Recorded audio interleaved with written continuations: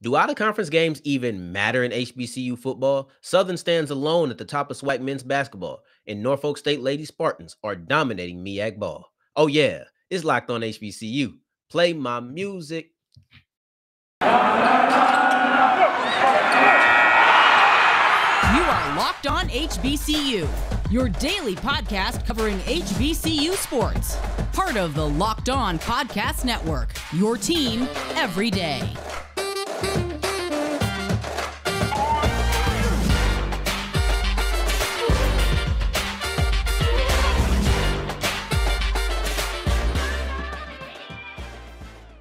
What's going on, family? Welcome back to another episode of the Locked On HBCU podcast, your number one daily one-stop shop for everything HBCU athletics, Monday through Friday, part of the Locked On Podcast Network, your team every day. Y'all might not know the face if you're new to YouTube, but you guys know the name, you know the voice, Darian Gray, a.k.a. the Mouth of the South, Texas Southern alum, and former TSU Herald Sports editor. Thank you guys for going on this journey with me today, making Locked On HBCU your first listen of the day. And I want to give a special shout out to my video people. You know, I showed love to my audio people for holding me down yesterday, but I want to show love to you guys because anybody who's watching on video knows that this setup is a work in progress. I'm still trying to understand how to operate all of this. So I appreciate your patience. I'm trying to do my thing out here. I got a little Zoom mask from Flash. Trying to figure out how to point at things when they're on the screen is still weird to me. But overall, give me your feedback. Y'all like my setup? You feeling like something needs to get moved? Just let me know. But I also have another question for you. And that question is, do out-of-conference games even matter when you're talking about the HBCU landscape? In football specifically, do they matter? We write them off in basketball all the time. Basically, the first half of the season is out-of-conference games, and nobody cares. That doesn't matter. I don't even reference them in records for the most part. So then the question becomes, in football, does that even matter? Is it a relevant thing to talk about? Is it a relevant thing for teams to care about scheduling? And the reason this is coming up because there is a version of the Jackson State schedule that's been, I'm going to call it leaked because I think that it's real. I think that it's heavily discussed amongst Jackson State, but it wasn't official. It didn't come out. A lot of people thought it was official. Jackson State came out and said, we have not officially released our schedule. And it may end up being that exact schedule. However, it may get some tweaks, and that's because it got a whole lot of blowback. And it brings this question up. Not just what are they doing with their scheduling, because that was a question, but it brings up the question of, does out-of-conference games even matter in HBCU football? That's what it brings up for me. I didn't see many people talking about this, but that's how I feel. And I'm going to give, I think so, but I'm going to give both sides of it. And I think that no, the answer no to that question, you could say, is the Celebration Bowl is one of the bigger reasons. Doesn't matter. I'm not going to the playoffs. I'm not. And at the end of the day, winning my conference is the most important thing. I mean, I got an argument for it, but I get where you're coming from. I completely do. Because if I'm going to the Celebration Bowl, if I win my conference regardless, I'm not going to the playoffs. I can't get a higher seed. Why do I care who I play? Doesn't matter to me. And I get it. And I'd rather lose all of my out-of-conference games than lose all of my in-conference games. And that kind of sounds funny. So let me, because like, duh, you have more of them. But let me reiterate that. I'd rather lose one out-of-conference game than lose one in-conference game because just the ramifications of losing a conference game are way more drastic. I don't think there's a question of which one is more important, but are out-of-conference games important at all? That's the question, not which is more important. So if you want to say one's more important, I get it. I'll give you that. It's conference games 100%. But out-of-conference is also important. And when I look at it, it's because if you lose a conference game and somebody wins out in the conference, too bad, you're done. No conference championship. If we're talking about football, no conference championship, no Celebration Bowl. You might get into the playoffs. You know, FAMU, you might get into the playoffs. You have that opportunity, but there's no guarantee. There's no automatic bid if you win your conference to get to the playoffs. And that's just by choices of a lot of these institutions and a lot of these conferences. And that's their prerogative. But at the end of the day, I get why that would make you say, no, out of conference doesn't matter. We can schedule whoever we want. We can schedule a D2 team. We can schedule an NAIA team. We can do that because at the end of the day, none of this affects what the actual goal is. I think that's flawed thinking, because what if you do lose a conference game? Imagine, fam, you punch down and win against a D2 team. That will look bad on their resume when trying to get into the playoffs. So I do think it is a nice safety net to also schedule good out-of-conference opponents. But, hey, I get your argument that, hey, we're going to get into the Celebration Bowl if we're successful regardless. I'm going to say yes, and I don't think it's too much of a pride thing, but it does have a little bit to do, and that is the fact that there's a stigma for your athletes and there's a stigma for your team. And the stigma for the team is that you're a less than team. I think you look at it as FBS, FCS, HBCU in a lot of people's minds, especially when you're talking about the players and it's, well, they don't compete against the same level of competition. And we talked about that with Gerald Huggins yesterday. That's the main thing that he was looking for, the main goal, the main thing to accomplish when discussing these players at these pre-draft bowls. That's what it is. I'm sorry, Jackson State playing Lane College is not helping. For a lot of these athletes, playing against a Clemson, Jacoby Durant getting 2 interceptions against Clemson could severely help his stock. Not drop it, but severely help it. You don't get that opportunity going against Lane. You're not having the argument silenced any more than you really would like it to be by saying, I'm going to go against a D2 team. And it's really no shot to Lane. It's just the fact that at the end of the day, they are in a lower division than a SWAC team, than a MEAC team. And for the most part, I'm talking about the SWAC and the MEAC. I'm not really talking about a North Carolina A&T. I'm not really talking about a Hampton. I'm not talking about a Tennessee State, because their conference games are against people who have an automatic bid. I don't know if the CAA does right now, but I know that the Big South does, and I know the Ohio Valley Conference does as well. So when I'm looking at it and I'm asking, does it matter? Yes, it matters to me, because as a team, you're getting that stigma of competition level, and you looking at Jackson State, you're getting that stigma erased off you, really, with Deion Sanders and being as good as you were, and especially if you would have won a Celebration Bowl. But even then, the momentum hasn't really halted. It just maybe slowed down or didn't accelerate. It may even have stayed stagnant, but it didn't accelerate. You getting all of this and you schedule Lane. You have not done enough to schedule a D2 team as your only out-of-conference game. It's not helping the stigma that you can compete with these guys. Imagine if you knock off ULM last year. Imagine if one of these MEAC teams knock off an Incarnate Word. Because like I told you, I think in a lot of people's mind is FBS, really probably Power 5, but FBS, FCS, HBCUs. I don't even think they're looked at as equal on the level of FCS. Give me an Incarnate Word. Give me a North Dakota State. Give me things like that. Give me Group of 5 teams. I think that these things are going to help the stigma of you not competing against competition levels or not being looked at as equal, at least on the FCS playing field, and then also helping your students. I take it back. I don't think there's any pride in that. I don't think there's any ego in it. I think there's pride. There's no ego in it. It's just simply saying you need to do this because it helps your student athletes, and it also helps your school's appearance. Jackson State is on the climb. You're escalating. They might change it. Mind you, this is all reported. It's not official. They might change it, and I wouldn't be shocked with the blowback that they're getting. It would be a smart idea to change it and go to a different schedule, at least one different out-of-conference game. And going forward, we're going to be talking about Southern because they are on top of the SWAC men's basketball. And another person that's on top is the Built Bar creators, because they're on top of the bar market. And listen, I don't need to say protein, because this is the best bar on the market. Protein, candy bar, does not matter, because it's the Swiss Army knife of bars, right? So I'm looking at a bar that can be a protein bar if you need to go work out. It has 17 grams of protein. I'm looking at a nice snack if you just want to eat something to just put in your system, covered in chocolate. And if you want to eat healthy, it's only 4 grams of sugar, 4 grams of net carbs.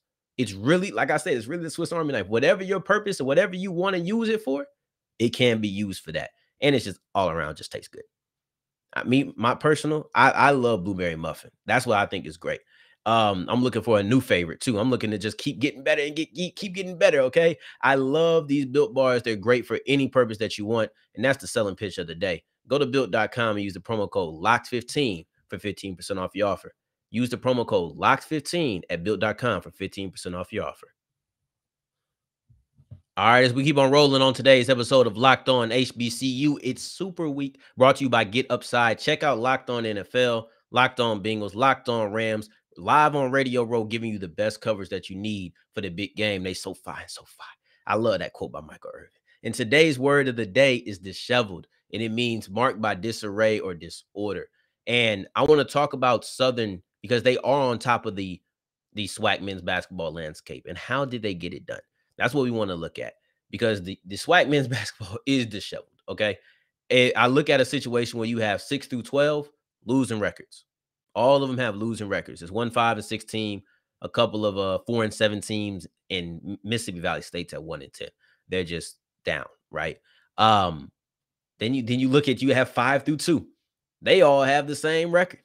They all are tied at the same record, and that's where, I don't know if this part of the word, but the disheveledness, but that's where it comes in, becomes really disheveled to me, because all these teams with the same record is just so chaotic. I never thought that a single file line could be so chaotic, could be so unorganized, or feel so unorganized, but that's what it has done. That's what it feels like to me. It's too many teams bunched up at the top with the same record. There's a lot of teams at the bottom with the same record, but we don't really care. Okay, I'm just gonna tell you the truth. We don't really care. But at the top, when it's all the same record, it's like, it's different. It's not just, them dudes, they're just not that good. They're just not that good. But the top, it's like, wow, these teams are really good. It's just a different in perspective, right? But overall, Southern is not a part of that. They're not part of the 6 through 12. They're not part of the 5 through 2. They are the one. That's why they weren't included in this, because they are the one. They are the one team that stands above everybody alone. And they've done that since Saturday. But we had a big-time game between Texas Southern and FAMU that we had to discuss. And we had a jam-packed episode yesterday. So I wanted to make sure that we highlighted that Southern is on top, especially after their win over Alabama State. Now they stayed alone. They came into the night alone. They stayed alone.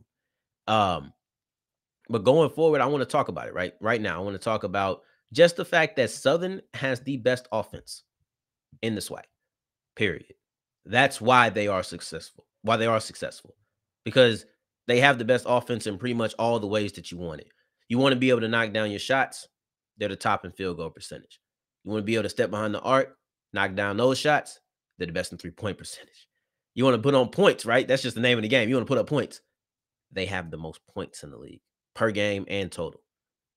You want to be, you want to look at offense and how it flows. They have the most assists in the game. You go deeper, you look at some of the deeper stats, assist to turnover. So they're turning it over significantly less than they are just throwing the ball around, assisting. First in that. They have the highest margin between their average scored points and average points allowed. They're not the best defense. They're like fifth or sixth. They're right in the middle, but they're number 1 by 6 points. They're really good. That's what it is. They carry themselves offensively. And I'm looking at the people who score. You look at the top 4 scorers, all of them shoot high. None of them shoot under 45%. You look at their 3-point percentage. They have 6 players who have attempted 40 or more threes. None of them shoot under 37%. This is a team that there is no reason to wonder why you want to come watch this game. Watch this team. Southern has the highest attendance in the SWAC. And I know that doesn't matter for the team, but it's just indicative of who they are, what type of game they play. I'm telling you right now, if Southern's on television, no, leave me alone. I got to watch these Jaguars because they run up and down the court. They put up a lot of points. At the end of the day, they play exciting. And you know, if you're a fan, when you're watching them, the shot go up, more times than not, it's going to go down. Nobody makes more shots than they have the highest field goal percentage at every level, inside at 2-point and outside at 3. This is an exciting game. This is an exciting team. I love it because at the end of the day, what more can you ask? Can you ask for it, right? My TSU people know the humor behind what more can you ask for. I haven't said that like on camera in years for just some other stuff, but that's neither here. That's not for this. This I'm an MCU guy. That's the Easter egg. That's the Easter egg for my TSU people. Really talking about my guy Dave, and a couple of more people who just know You know what I'm saying? Dubs, they know, okay? And that's just a humor. I'm gonna leave that alone. I don't know why I brought inside jokes to the podcast, but but it's great. And when I look at Southern, I find them to be a tough team to stop because I haven't found anybody who can stop the shot from dropping. And at the end of the day, if your shot just gonna keep dropping, I would love to watch them versus Texas Southern again. I would really love to watch that game again. Because Texas Southern is the best defensive team. I would love to see that in the playoffs. I know we're gonna see it again in the regular season, but it would be nice to see it with something on the line. Ooh, the best offense versus the best defense. These are the things that I think all sports fans, regardless of the sport, you have the best offensive team versus the best defensive team. These are the type of things that you crave, things that you're really excited to see. And Southern, they continue to do it. That's why they're at the top. Everybody else has their niche. They're all quality teams. They're only up by one game, but they are up, and that's what matters. It doesn't matter if it's one game, 4 games. If the season ended today, the amount of games that you have a lead by doesn't matter as long as you rank where you rank. And if you want to know why they're a good team, it's because they possess an offense that has multiple guys who can score from outside, 6 guys who shoot it well from outside. They have a bunch of guys who can be explosive. They have 4 double-digit scores on average. That's why they're so good. It's that offense that is really great and has carried them going on. They're going to be a tough out for that reason. And going forward, I want to talk about another team that's a tough out, but we're going from the SWAC to the MEAC, and we're talking about the Lady Spartans of Norfolk, who had a close one. Close but no cigar. And that don't matter, right? So I want to tell you about Bet Online because we're talking about cigars, right? We're talking about the cigar brought to you by Joe Burrow, and that's his thing. That's the Bengals thing. Can they pull off the upset? And if you feel like they are, then you should need to go straight to betonline.net because this is the place they have player performance props. They're going to have totals. They're going to have anything that you want to wager on in the NFL season. That's where you need to be.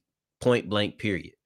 And if football isn't your thing, that's okay. You can do basketball because the Suns are going on a crazy streak. The Warriors look hot again. Clay talking about he run OKC's arena. You can do that. You can do UFC, boxing, your favorite Vegas casino games. There's so many things to pick from that I don't think you can go on this website and feel like it's just nothing here for me. I don't think that you can do that. So for that reason, go to betonline.net, the premier sports wagering site. BetOnline, where the game starts. All right, as we're wrapping up today's episode of Locked On HBCU, I want to talk about Norfolk State because their Lady Spartans are absolutely dominating, and they had a close game versus Maryland Eastern Shore. But that's the only thing that's been really close about their season. Not the lead that they have on the MEAC ladies, not any other game that they played in. And how has this come to be? We just unpacked how Southern was able to build up their lead and be standing alone. They have a bigger margin. They're winning by 2 games. They have a 2-game lead over Howard, who they will be playing in the next game. So that would be critical. If Howard loses there, you're looking at a 3-game lead. And halfway through the season, a 2-game lead, a 3-game lead, it's devastating. And it's hard to really expect them to fall off because they beat everybody else. And it hasn't really been close. Maryland Eastern Shore was close, right? MEAC, I don't know if they call it MEAC, but I got to find there's an acronym for that or something because MEAC sounds a lot better. MEAC. But I'm not going to call them that. I don't, no disrespect, right? No disrespect to my Maryland people. But there's been nothing close about Norfolk Lady Spartans this year. They just haven't because every game that they've won, which is all of them, they're undefeated. And they have a 2-game lead, like I said, over Howard. All of the games that they have won have been by double digits, except for this one. This is the one. This is the one outlier. I don't think it's a chink in their armor. They might have just had a rough night because they didn't score as much as they usually do either. But this was just a rough night for them. And going into Howard, you don't want to have another one of those. You put them down. Now you have a 3-game lead over them. And like I said, that's massive. But how were they able to get here as opposed to Southern, who we just discussed? They were able to get there because they had defense. They had absolute clamp down, lockdown defense. I'm talking they must have Gary Payton's daughter. I don't know if he had 5 daughters or something because Gary Payton's daughters are just out there on the court and just strictly dominating people. They only allowed 70 points one time this year. So with that being said, everybody else is under 70. Some people are under 50. And I think their crown jewel amongst everybody is Delaware State because they've had really impressive games. Delaware State was the most impressive, but they had some really impressive games. Every team that they faced other than North Carolina Central has scored their lowest amount of points that they have all year. It's one thing to hold everybody under their average consistently, but the lowest, that's ridiculous. In my opinion, that's ridiculous. That's a ridiculous display of defense. And this against Delaware State, while that was ridiculous, as I said, this was disrespectful. How you hold them to 36 points? 36 points? That's 9 points a quarter. It's 9 points a quarter, man. And they've done this repeatedly. This level of play where if it's not 36 points, it's 40 points. If it's not 40 points, it's 44, 49.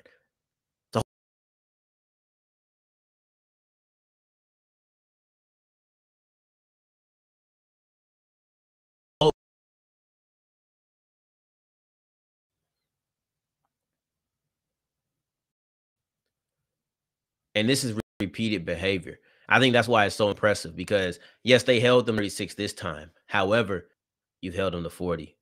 You've held teams to 44. Like, you have multiple teams under 50 points. You are a lockdown defensive team. No other way to go about it. That's what you are. And that's why they are the #1 team in the MEAC. So you look at Southern, who has this high-flying offense. They keep flying around. But they have just lockdown defense, and nobody's scoring against them. Nobody. And I don't need to see the best offense go against them. I need to see Howard go against them so I can see if they finally clean out the conference. But if they do, I have nothing else that I need to see from you. I just need you to do it again. Just repeat. Nothing new, just repeat. And I'm not trying to move the goalpost. It's just that's your schedule. So to finish undefeated, you would have to do that. But yeah, man, I love defense. But beating a team 100-something points to 32, beating a team by 70 points just ain't right. I know it ain't Pee Wee, but somebody got to wave the white flag, and that's what they did to Delaware State. Overall, that's. I just feel like this was one of the most impressive games because Jackson State held a team to 34 points, but to score 100 points while holding a team to 36.